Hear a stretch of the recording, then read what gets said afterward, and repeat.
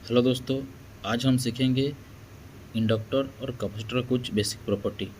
जैसे कि आपको पता होगा कि क्या करता है capacitor, sudden change of voltage को अपोज करता है और इंडक्टर क्या करता है, सडन चेंज ऑफ करंट को। तो मैंने क्या किया, एक कैपेसिटर उसके साथ सीरीज में एक लैंप लगा दिया हूँ और एक इंडक्टर जो कि ये दोनों के साथ पैरेलल में है। तो मैं क्या करता हूँ, जब भी स्विच को ऑन करता हूँ, जब ये स्विच ऑन होगा तो उस केस में क्या होगा, ये हम लोग का वोल्टेज सोर्स क्या है, डीसी वोल्टेज सोर्स है।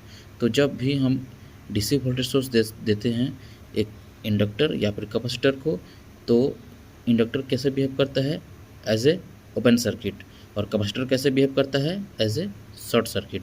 तो जैसे ही हम स्विच ऑन करेंगे तो ये क्या हो जाएगा, शॉर्ट सर्किट, और ये इंडक्टर क्या हो जाएगा, ओपन सर्किट। तो स्टार्टिंग में क्या होगा, इस कैपेसिटर में करंट फ्लो होना स्टार्ट हो जाएगा, लेकिन उसी टाइम क्या होगा, इंडक्टर ओपन सर्किट। कुछ समय के बाद जब कैपेसिटर फुल चार्ज हो जाएगा, उसके बाद कैपेसिटर क्या करता है, ओपन सर्किट जैसे बिहेव करेगा। तो ये क्या क्या हो जाएगा, इंडक्टर शॉर्ट सर्किट।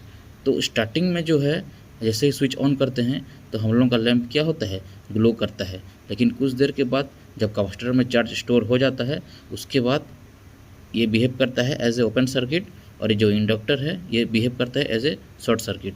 तो इस केस में क्या होगा, जब भी हम स्विच ऑन करते हैं तो स्टार्टिंग में हम लोग का लैंप ग्लो करेगा। उसके बाद क्या होगा, ये कैपेसिटर चार्ज हो जाने के बाद यहाँ पे और करंट फ्लो नहीं करेगा, और ये ट्रीट करेगा कैसे, एज ए ओपन सर्किट। और इधर इंडक्टर कैसे बिहेव करेगा, एज ए शॉर्ट सर्किट। तो जो भी करंट फ्लो होगा वो क्या होगा, यहाँ से फ्लो होते हुए, यहाँ से फ्लो होते हुए जाएगा इधर, और इधर क्या हो जाएगा, ओपन सर्किट, इधर करंट और फ्लो नहीं हो पाएगा। तो यही होता है बेसिक प्रॉपर्टी कैपेसिटर और इंडक्टर का। अगर समझ में आया है तो चैनल को सब्सक्राइब करें, और इसी भी तरह का वीडियो देखने के लिए